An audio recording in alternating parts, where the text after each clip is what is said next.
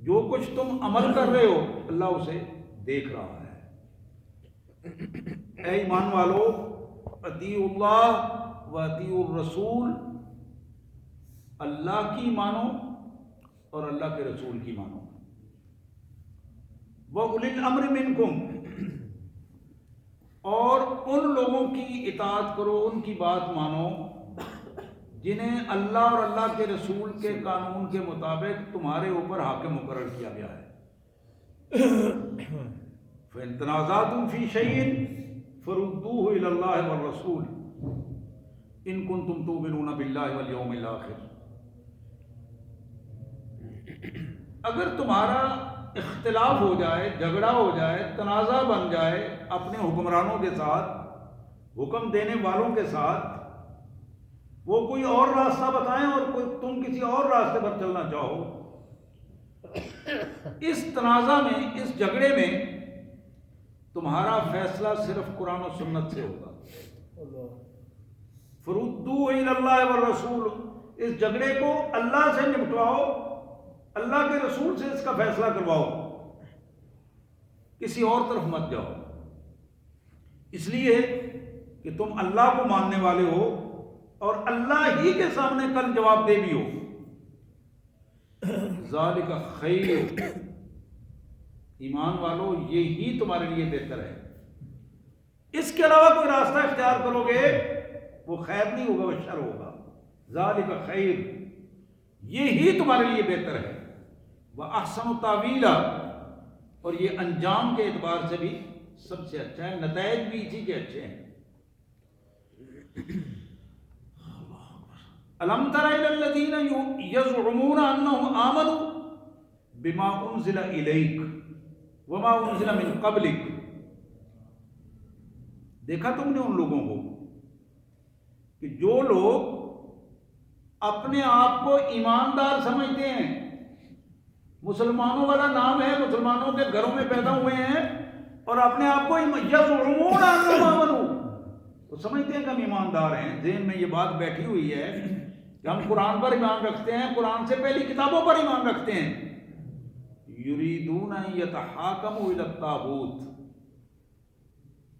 بات تو ایمان کی کرتے ہیں، نمازیں مسجد میں آگے بڑھتے ہیں، لیکن فیصلے کرانے کے لیے طاغوت کے پاس جاتے ہیں، قانون ان کا تسلیم کرتے ہیں۔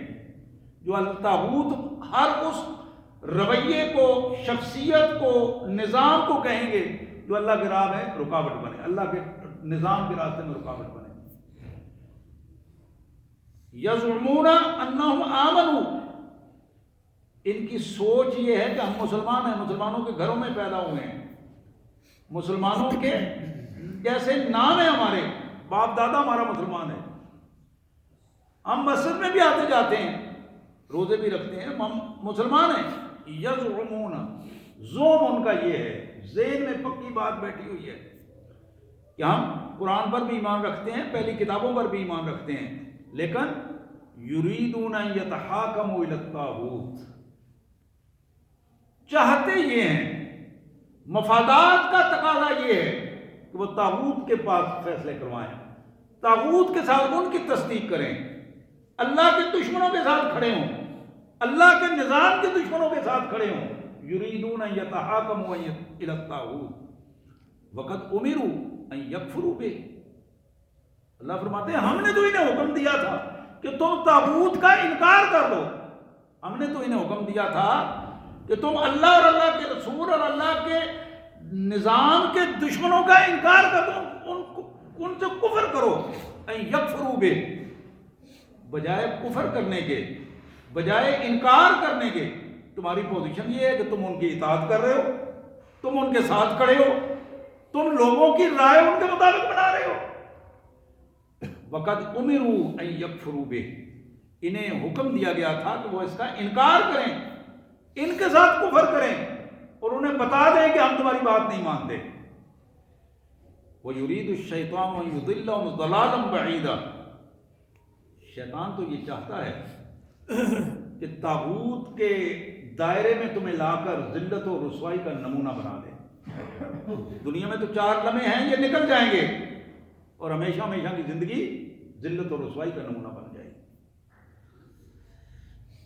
پھر اللہ فرماتے ہیں وَإِذَا قِيلَ لَهُمْ تَعَالَوْا إِلَىٰ مَا أَنزَلَ اللَّهُ وَإِلَى الرَّسُولِ، یہی لوگ ہیں جب انہیں تم کہو نا آؤ ذرا اللہ کے نظام کے لیے بات کریں، قرآن کے نظام کی بات، إِلَىٰ مَا أَنزَلَ اللَّهُ، جو اللہ نے نازل کیا ہے، اللہ کے نازل کردہ قانون کو نافذ کرنے کے لیے، اس دین کے غلبے کے لیے بات کریں، آؤ مل کے اس حوالے سے اپنے آپ کو متعارف کروائیں، اور آؤ جس کام کے لیے رسول اللہ نے زندگی گزاری ہے اس کام میں اپنی زندگی ہم لگائیں۔ رَأَيْتَ الْمُنَافِقِينَ يَصُدُّونَ عَنْكَ صُدُودًا، تم دیکھو گے کہ یہ منافق لوگ جو کہتے اور ہیں کرتے کچھ اور ہیں، یصدون عنک صدودا، تمہارے اور ان کے درمیان فاصلے بڑھتے چلے جائیں گے، پھر یہ تم سے چھپنے کی کوشش کریں گے، پھر یہ سامنے نہیں آئیں گے، پھر وہ گلیوں میں دیکھ کر گلیوں کو بدل جائیں گے۔ یہاں رأیت المنافقین، تم دیکھو گے ان منافقوں کو، یصدون عنک صدودا، وہ تمہارے لیے سد راہ بن جائیں گے، دیوار بن جائیں گے، چھپتے پھریں گے، سائڈ مارتے چلے جائیں گے۔ لیکن اللہ فرماتے ہیں فَكَيْفَ إِذَا أَصَابَتْهُم مُّصِيبَةٌ بِمَا قَدَّمَتْ أَيْدِيهِمْ، یہ جو یہاں فیصلے دنیا میں انہوں نے کیے ہیں اپنے مفادات، بِمَا قَدَّمَتْ أَيْدِيهِمْ، اپنے مفادات کی خاطر، اپنے مفادات کی خاطر، اپنے تعصبات کی خاطر، تعلقات کو قائم رکھنے کے لیے جو انہوں نے فیصلے کیے ہیں، کچھ فائدے حاصل کرنے کے لیے جو فیصلے کیے، تعصبات کو بڑھانے کے لیے جو فیصلے کیے، برادری کے حوالے سے، تعلق کے حوالے سے، کسی نہ کسی عصبیت کے حوالے سے، اللہ فرماتے ہیں کہ یہ فیصلے کیسے ہوں گے؟ فَكَيْفَ إِذَا أَصَابَتْهُم مُّصِيبَةٌ بِمَا قَدَّمَتْ أَيْدِيهِمْ، تم دیکھو گے جب یہ اپنی کرتوتوں کی وجہ سے اللہ کے حضور حاضر ہوں گے، ان کی حالت کیا ہوگی تم اس کا اندازہ نہیں کر سکتے، یہاں اس کا اندازہ نہیں کر سکتے کہ ان کی کیفیت کیا ہوگی۔ فرمایا ثم جاؤک، پھر یہ اپنی مرضیاں کر کے، اپنے مفادات کے ٹرینیں چلا کے، ثم جاؤک، پھر آپ کے پاس آ جاتے ہیں، پھر اگلے ٹائم 4 دن گزار کے پھر مسجد میں اسی طرح رونق بن جاتی ہے، مسجدوں میں پھر آنا شروع ہو جاتے ہیں۔ اللہ فرماتے ہیں باللہ ان اردنا ثم جاؤک یحلفون باللہ، پھر قسمیں کھاتے پھرتے ہیں، جی اصل میں مسئلہ یہ تھا، مجبوری یہ تھی، اس وجہ سے یہ سارا کچھ ہوا، یحلفون باللہ، اللہ کی قسمیں کھاتے پھرتے ہیں۔ ان اردنا الا احسانا و توفیقا، یہ ہم تو اچھے لوگوں کے ساتھ چلنا چاہتے تھے لیکن یہ مجبوریاں تھیں کہ ہم چل نہ سکے، ان اردنا الا احسانا و توفیقا، بات تو ہم بھی اچھی کرنا چاہتے تھے، کام تو ہم بھی اچھے کرنا چاہتے تھے، ہم اچھا ہی رویہ رکھنا چاہتے تھے، لیکن بس مجبوریاں تھیں، اس طرح ہو گیا۔ ان اردنا الا احسانا و توفیقا، اللہ فرماتے ہیں اولئک الذین یعلم اللہ ما فی قلوبہم، اولئک الذین یعلم اللہ ما فی قلوبہم، لوگوں یہ اللہ کو دھوکہ نہیں دے سکتے، اللہ ان کے دلوں کے اندر جو خیالات ہیں ان کو بھی جانتا ہے، جو سوچیں ان کے اندر گزری ہیں نا، ایک دفعہ گزر کے گئی ہے، اللہ اس کو بھی جانتا ہے۔ اولئک الذین یعلم اللہ ما فی قلوبہم، ان کے دلوں کے اندر جو کچھ ہے اس کو بھی اللہ جانتا ہے۔ فَأَعْرِضْ عَنْهُمْ، میرے رسول ان سے جھگڑا کرنے کی ضرورت نہیں ہے، فَأَعْرِضْ عَنْهُمْ، چھوڑ دو ان کو، وَعِظْهُمْ، بس ان تک بات پہنچا دو، اچھے انداز میں انہیں بات پہنچا دو، بات ان کو سمجھانے کی کوشش کرو، وَعِظْهُمْ، اچھے انداز میں بات سمجھا دو، وَقُلْ لَهُمْ فی انفسہم قولا بلیغا، ان کو تھوڑی بات، اچھی بات، اچھے انداز میں پہنچا دو، پھر ان کو ان کے حال پہ چھوڑ دو۔ آخر میں 2 آیات ہیں جو اللہ تعالیٰ نے بڑے خوبصورت انداز میں ہمارے سامنے رکھی۔ اللہ فرماتے ہیں وَمَا أَرْسَلْنَا مِن رَّسُولٍ إِلَّا لِيُطَاعَ بِإِذْنِ اللَّهِ، اس دنیا میں آدم علیہ السلام سے لے کر محمد کریم تک ہم نے کوئی بھی ایک رسول ایسا نہیں بھیجا جس کی اطاعت انڈیپینڈنٹ ہو. رسول کی اطاعت لازم ہے لیکن انڈیپینڈنٹ نہیں. یہ بڑی اہم بات ہے. ان کی اطاعت باذن اللہ ہوگی, اللہ کے حکم کے ساتھ اطاعت ہوگی, اللہ کے حکم کے ساتھ. وما ارسلنا من رسول الا لیطاع باذن اللہ, الا لیطاع باذن اللہ. سب رسولوں کی اطاعت فرض ہے, دوسرا کوئی رائے نہیں ہے, لیکن ہر رسول کی اطاعت اللہ کے حکم سے ہے, اللہ کی اطاعت کے اندر وہ اطاعت ہے. فرمایا ولو انہم اذ ظلموا انفسہم جاؤ, یہ لوگ جب اپنی جانوں پر ظلم کر بیٹھتے ہیں پھر آپ کے پاس آتے ہیں, آگے کیا کہتے ہیں, فاستغفر اللہ واستغفر لهم الرسول. اللہ فرماتے ہیں کہ یہ خود بھی اگر اپنی پچھلی غلطیوں پر معافی مانگ لیں, اور محمد الرسولہ بھی ان کے لیے معافی مانگیں, حضور بھی ان کے لیے دعا کریں معافی کی, یہ خود بھی اللہ کے حضور معافی مانگیں, لوجد اللہ تواب الرحیم, اللہ کو رحیم پائیں گے, تواب پائیں گے. اللہ گناہوں کو معاف کرنے والا ہے, اللہ گناہوں کو معاف کرنے والا ہے. یہ بڑی اہم بات ہے. لیکن جو بندہ توبہ کے سہارے پہ گناہ کرے کہ آج تو میں یہ اپنی مرضی کر لوں, کل پھر دیکھیں گے, یہ بندہ مشرک ہے. یہ میں فتویٰ نہیں لگا رہا ہوں, یہ بندہ مشرک اس لیے کہہ رہا ہوں کہ وہ یہ سمجھتا ہے کہ میں کل زندہ رہوں گا. اسے تو مجھے ایک لمحے کا نہیں پتا کہ اس کے بعد کیا ہمارے ساتھ ہوگا, ایک سانس کا نہیں پتا. اس لیے مومن جو ہے وہ ہمیشہ کانشیس رہتا ہے, شعوری طور پر اپنے آپ کو الرٹ رکھتا ہے, فوری طور پر اپنے آپ کو اب فیصلہ کرنے کے لیے تیار رہتا ہے. اور وہ فیصلہ یہ ہے کہ میں کسی صورت بھی اپنی آخرت کی زندگی کو, ہمیشہ ہمیشہ کی زندگی کو داؤ پہ نہیں لگا سکتا. تو یہاں اس کیفیت کو بتایا کہ جو کچھ ہو چکا ہے اس کو اللہ سے معافی مانگ کر اپنا ریکارڈ صاف کراؤ, سچی توبہ کر کے اپنے آپ کو سیدھا کر لو, اور سیدھا کر لو گے لوجد اللہ تواب الرحیم, اللہ تعالیٰ معاف بھی کرے گا, اپنی خاص رحمت میں بھی رکھے گا. لیکن اس سے اگلی بات, فلا وربک لا یؤمنون حتی یحکموک فیما شجر بینہم. میرے رسول سن لو, تیرے رب کی قسم, اللہ فرماتے ہیں فلا وربک, میرے رسول تیرے رب کی قسم. یہ بڑا کمال جملہ ہے اور بڑا تاکیدی جملہ, خوبصورت جملہ. رب فرماتا ہے کہ مجھے تیرے رب کی قسم, لا یؤمنون, یہ لوگ ایسے بندے کبھی بھی ایماندار نہیں ہو سکتے, میں ان کا ایمان قبول نہیں کروں گا, ان کا ایمان قابل قبول نہیں ہے. حتی یحکموک فیما شجر بینہم, یہاں تک کہ آپ کے کیے ہوئے فیصلے کو وہ منو عن پورے طور پر قبول نہ کر لیں. جب تک محمد الرسول اللہ کے فیصلے کو قبول نہیں کر لیں گے, کیسے, ثم لا یجدوا فی انفسہم حرجا مما قضیت, جو فیصلہ آپ نے کیا ہے اس کے بارے میں دلوں میں ذرہ برابر بھی تنگی محسوس نہ کریں, تکلیف محسوس نہ کریں, خوشی اپنے خلاف خوشی سے فیصلہ قبول کریں. یہ ہے اللہ کا معیار کہ بندہ مومن اگر محمد الرسول اللہ نے ان کے خلاف فیصلہ کیا ہے اس کو بھی تسلیم کرے. آج اگر قرآن و سنت کا فیصلہ ان کے خلاف بھی ہے اس کو مانے اور اپنے آپ کو اس کے مطابق کر لے, اس کے مطابق ڈھال لے. وَيُسَلِّمُوا تَسْلِيمًا, فیصلہ تسلیم کرنے کے بعد اپنے آپ کو اللہ اور اللہ کے رسول کے سپرد کر دیں. جو حکم آپ دیں گے ہم اس کے مطابق چلیں گے, آپ کے اطاعت گزار ہوں گے. میرے پیارے بھائیوں, یہ آیات تھی سورہ نساء کی 5ویں پارے میں. یہ 5واں رکوع ہے. اس مبارک ان آیات کو کوشش کریں کہ گھر میں ضرور مطالعہ کریں, بڑی اہم آیات ہیں. قرآن مجید جو ترجمے والا ہے, تفسیر والا ہے, اس سے اس کا مطالعہ کریں,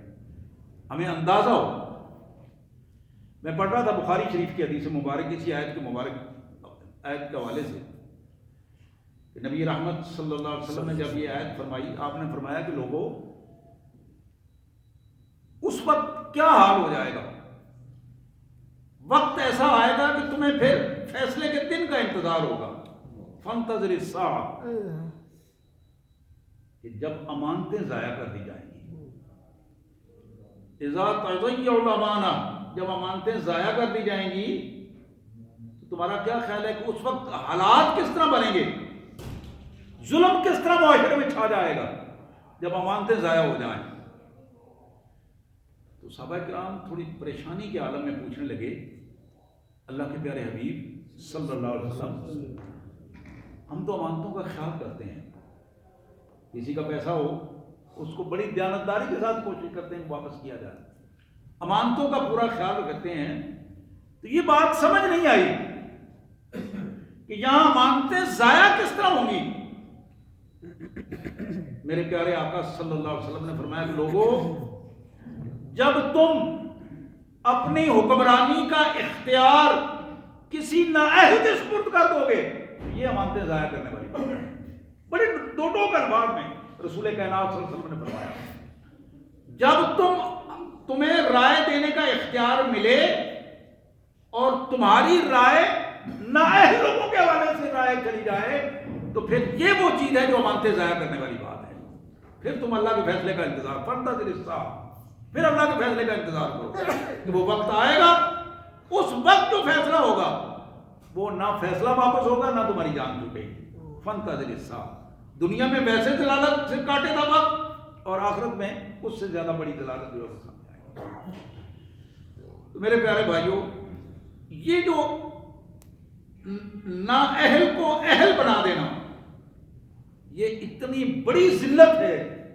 اتنی بڑی ذلت ہے جو معاشرے میں تباہی اور بربادی کی پوزیشن پیدا کر دے گی۔ اور حقیقت یہ ہے، شیطان نے اپنی مجلس شورا میں جب وہ بات کر رہا تھا، علامہ اقبال مرحوم نے شیطان کی مجلس شورا کے نام سے ایک پوری نظم لکھی ہے، اس میں مشاورت کی ہے اس نے مسلمانوں کے بارے میں اپنے جو چیلے چمٹے نا شیاطین، ان کو جو رہنمائی دی ہے، وہ رہنمائی کیا ہے؟ مست رکھو ذکر و فکر صبح گاہی میں ہی دے۔ یہ جو مسلمان ہے نا، اس مسلمان کو بڑے بڑے وظیفے بتا کے نا ان وظیفوں کے چکر میں لگا دو، میدان میں نکلنے کا مت کہو، اسے وہاں نہیں نہ آنے دو، مست رکھو اسی چکر میں۔ اتنی دفعہ فلانی آیت پڑھو گے اتنے کروڑوں روپے تمہیں مل جائیں گے، رات کے ٹائم بندہ آ گیا اندھیرے میں تمہارے گھر پھینک جائے گا۔ یہ کام کرو گے، سورہ فاتحہ اتنی دفعہ پڑھ لو، درود شریف اتنی دفعہ پڑھ لو، آیت الکرسی اتنی دفعہ پڑھ لو، بس سمجھو کہ تمہارا کام بالکل بٹ پہ پڑا ہوا ہے، ایسے ہو جائے۔ وہ جب بٹ والی بات آتی ہے تو پھر وہ بٹ کو ہی دیکھتا رہتا ہے، کام جام کوئی نہیں ہوتا، وہ ادھر ادھر پھر انہیں کہانیوں میں پھر لگا رہتا ہے۔ تو شیطان نے جو بات بتائی ہے اپنے چیلے چمٹوں کو، اقبال مرحوم کے بقول، وہ یہ ہے کہ یہ مسلمان انہیں لگا دو ان چکروں میں، ذکر و اذکار میں لگا دو، وظائف میں لگا دو، ان کے اندر جو جہادی اسپرٹ ہے اس اسپرٹ کو کم کر دو اور آہستہ آہستہ بالکل اسے ختم کر دو۔ غیرت ایمانی ان کے اندر سے ختم کرو، غیرت دین ان کے اندر سے ختم کر دو۔ اور اس کا نمونہ آپ نے دیکھا ہے فلسطین میں جو کچھ ہوا ہمارے ساتھ، اور آج بھی جو کچھ، یہ عملی نمونہ ہے ہمارے پاس۔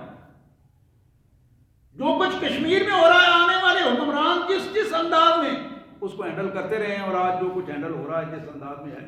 اب یعنی بندہ حیران ہو جاتا ہے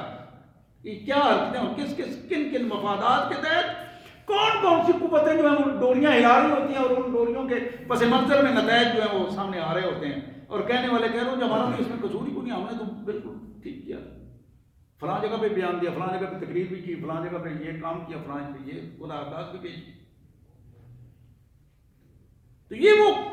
ایسا ایک نظام بن جاتا ہے جو شیطانی جال کی صورت میں ایمان والوں کے سامنے رکاوٹ بننے کی کوشش کرتے ہیں۔ جہاں پچھلی آیت میں آپ نے بتایا نا، رأیت المنافقین، جن کی سوچ، رائے، زبان اور دل و دماغ میں فرق ہے، دل اور زبان ایک جگہ پہ نہیں ہے، ایسے منافقین کو تم دیکھو گے کہ جب تم انہیں بتاؤ تعالوا الی ما انزل اللہ، آؤ اللہ کے دین کے غلبے کے لیے وہ کام کریں، میدان عمل میں نکل کھڑے ہوں، آؤ کچھ کر کے دکھائیں، دشمن غالب آ گئے ہیں، دشمنوں کے سامنے کھڑے ہوں، وَيَصُدُّونَ عَنْكَ الصُّدُودَ، پھر تمہارے اور ان کے درمیان فاصلے پڑتے چلے جائیں گے، پھر وہ دیواریں بنتی چلی جائیں گی۔ نبی رحمت صلی اللہ علیہ وسلم کے دور مبارک میں بڑی ایک خوبصورت روایت جو بخاری کی روایت ہے، رسول کائنات صلی اللہ علیہ وسلم نے، میں نے پہلے بھی کئی دفعہ پیش کی، میں آج اس موضوع کے حوالے سے اس روایت کو دوبارہ آپ کے سامنے رکھنا چاہوں گا۔ نبی رحمت صلی اللہ علیہ وسلم نے فرمایا، کانت بنو اسرائیل تسوسهم الانبیاء کلما ہلاک نبی خلفہ النبی وانما انا خاتم النبیین فلا نبی بعدی ولکن بعدی خلفاء، یہ الفاظ محمد رسول اللہ صلی اللہ علیہ وسلم کے بخاری میں موجود ہیں، کتاب الانبیاء میں۔ حضور صلی اللہ علیہ وسلم نے فرمایا کہ لوگوں، بنی اسرائیل کے جو نبی ہیں، اللہ نے ان کو نبی بھی بنایا تھا اور سیاستدان بھی بنایا تھا۔ کانت بنو اسرائیل تسوسهم الانبیاء، بنی اسرائیل کی سیاست ان کے نبیوں کے ذمہ تھی۔ جب ایک نبی فوت ہو جاتے ہیں، اللہ ان کی جگہ دوسرا نبی بھیج دیتا، ایک سیاستدان فوت ہوتے ہیں، اللہ تعالیٰ ان کی جگہ دوسرا سیاستدان بھیج دیتا۔ کلما ہلاک نبی خلفہ النبی، میرے آقا نے فرمایا وانما انا خاتم النبیین، سن لو میرے بعد کوئی نبی نہیں آئے گا، کوئی رسول نہیں آئے گا، یہ نبوت اور رسالت کا سلسلہ یہاں ختم ہے، ولیکن بعدی خلفاء، میرے بعد خلفاء آئیں گے، میرے اس نظام کو لے کر چلنے والے خلفاء ہوں گے، وہ ابوبکر صدیق ہوں گے، فاروق اعظم ہوں گے، عثمان غنی ہوں گے، جناب حیدر کرار، علی کرم اللہ وجہ ہوں گے، یہ لوگ ہوں گے جو دین کا نظام آگے لے کے چلیں گے۔ حضرات، ان خلفاء نے دین کے نظام کو آگے لے کر چلنے کی کوشش کی اور یہ نظام چلا، لیکن یہی نظام آراء کی تبدیلیوں کی وجہ سے پھر خلافت بنو امیہ میں یہی نظام خلافت راشدہ کی بجائے ملوکیت کا نظام غالب آیا، بادشاہت کی صورت ڈھل گئی، وہ بادشاہت جہاں بنو امیہ کے ہاں رہی وہاں بنو عباس کے ہاں رہی، اور پھر اس کے بعد ایک تسلسل تھا، اس تسلسل میں یہ چلتا رہا، اور بالآخر ہمارے ہاں ہندوستان میں وہ سلاطین کی حکومت ہو، وہ مغلیہ حکومت ہو، وہ اسی انداز میں بادشاہوں کی حکومتوں کے سلسلے میں چلتی رہی۔ ہمارے ٹوپیاں سی کے قرآن شریف کے قلم سے لکھ کر کمائی کھانے والے بادشاہ بھی اللہ کے دین کا نظام نافذ نہیں کر سکے۔ یہ بڑی ایک تاریخی بات ہے ہمارے سامنے، کہ ہمارے وہ مغلیہ بادشاہ، وہ سلاطین جن کے ذاتی کردار کو نمونے کے طور پر پیش کیا جا سکتا ہے۔ التمش کے بارے میں آپ نے شاید سنا ہوگا، خواجہ باقی باللہ جو ان کے پیر تھے، بڑی عقیدت تھی ان، وہ جب فوت ہوئے تو خواجہ باقی باللہ نے ایک وصیت کی تھی کہ لوگوں، میرا جنازہ وہ بندہ پڑھائے گا جس بندے کی تکبیر اولیٰ قضا نہ ہوئی ہو، وہ جنازہ پڑھائے گا۔ اب جنازے پہ اعلان کیا گیا کہ جس بندے کی تکبیر اولیٰ پانچوں نمازوں میں قضا نہ ہوئی ہو وہ آگے جنازہ پڑھائے۔ دیر گزر گئی، کوئی شخص آگے نہ آ سکا، تو تاریخ میں یہ الفاظ موجود ہیں کہ بالآخر التمش آگے نکلا، گردن نیچے کی ہوئی ہے، اس نے کہا آج میں چاہتا نہیں تھا لیکن میرے اللہ نے مجھے ظاہر کر دیا ہے، میں یہ بات کہنے کے لیے تیار ہوں کہ آج تک میری تکبیر اولیٰ کے سوا نماز نہیں ہوئی۔ تو اس نے خود جنازہ پڑھایا۔ میں انفرادی زندگی میں اتنے خوبصورت کردار والے لوگ ہونے کے باوجود غلبہ دین کے لیے وہ کچھ نہ کر سکے. یہ ایک بہت بڑی ظالمانہ سوچ ہے جو آج بھی ہمارے اندر اس طرح پیدا ہو چکی ہے کہ جب ہمارا انفرادی کردار ٹھیک ہونا چاہیے. اللہ نے انفرادی کردار جن کا ٹھیک تھا، بنی اسرائیل کو اس فرد کو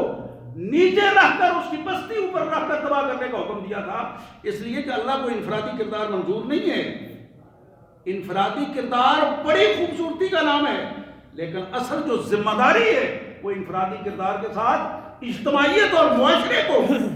اللہ کی رضا کے لیے تبدیل کرنا اور وہاں اللہ کے قانون کا نفاذ کرنا، اس بات کا اصل مقصود ہے جو اللہ اور اللہ کے رسول صلی اللہ علیہ وسلم نے جس کا ہمیں سبق دیا ہے. تو میرے پیارے بھائیوں، آج کا جو ہمارا یہ آیات جو ہمارے سامنے سورہ نساء کی آیات کہ ہمارے پاس یہ امانت ہے اللہ کا دین، ہمارے پاس ہماری صحت امانت ہے، یہ زندگی امانت ہے، یہ رائے ہمارے پاس امانت ہے. ان ساری کی ساری چیزوں کو، ان ساری امانتوں کو اللہ کے حکم کے مطابق ہمیں استعمال کرنا ہے. جہاں ہم اللہ کے حکم کو بائی پاس کریں گے، اللہ کے رسول صلی اللہ علیہ وسلم کے حکم کو بائی پاس کریں گے، بائی پاس کیوں کیا جاتا ہے، اگنور کیوں کیا جاتا ہے، کیوں چھوڑ کر سائڈ کا راستہ اختیار کیا جاتا ہے؟ مفادات ہوتے ہیں، تعصبات ہوتے ہیں، کچھ فائدہ حاصل کرنے کی بات ہے اور کچھ عصبیتیں ہیں، برادریاں ہیں، عصبیت ہے، تعلق ہے، رشتہ داری ہے، اور کچھ تحفظات ہوتے ہیں کہ مستقبل میں ہمارے ساتھ کچھ ہو گیا تو یہ بندہ ساتھ کھڑا ہوگا. ان تینوں چیزوں سے نکل کر مکہ کے معاشرے میں یہی صحابہ کرام نے کیا، ان تینوں چیزوں سے وہ باہر نکلے تھے اور اللہ کے رسول صلی اللہ علیہ وسلم کا ساتھ اس وقت دیا تھا جب لوگ کہتے تھے اس اکیلے بندے کا ساتھ دے کر کیا کرو گے، قبائلی سرداروں کے ساتھ دشمنی مول لو گے. لیکن دشمنیاں مول لی گئیں اور ان دشمنیاں مول لینے کے بعد پھر ٹھیک 23 سال بعد، بلکہ میں تو اس سے پہلے کہوں گا 20 سال بعد جب فتح مکہ ہوا تو پھر دنیا نے دیکھا محمد رسول اللہ صلی اللہ علیہ وسلم کا لایا ہوا وہ نظام، یدخلون فی دین اللہ افواجا، پھر لوگ جوک در جوک، گروہ در گروہ اللہ کے دین کے ساتھی بنتے چلے گئے. اللہ سے دعا ہے اللہ تبارک و تعالی ہمیں بھی اپنی قوم میں، اپنے محلے میں، اپنی گلی میں، اپنے ملک میں اپنا کردار غیرت ایمانی کے ساتھ ادا کرنے کی توفیق عطا فرمائے. وآخر دعوانا الحمدللہ رب العالمین.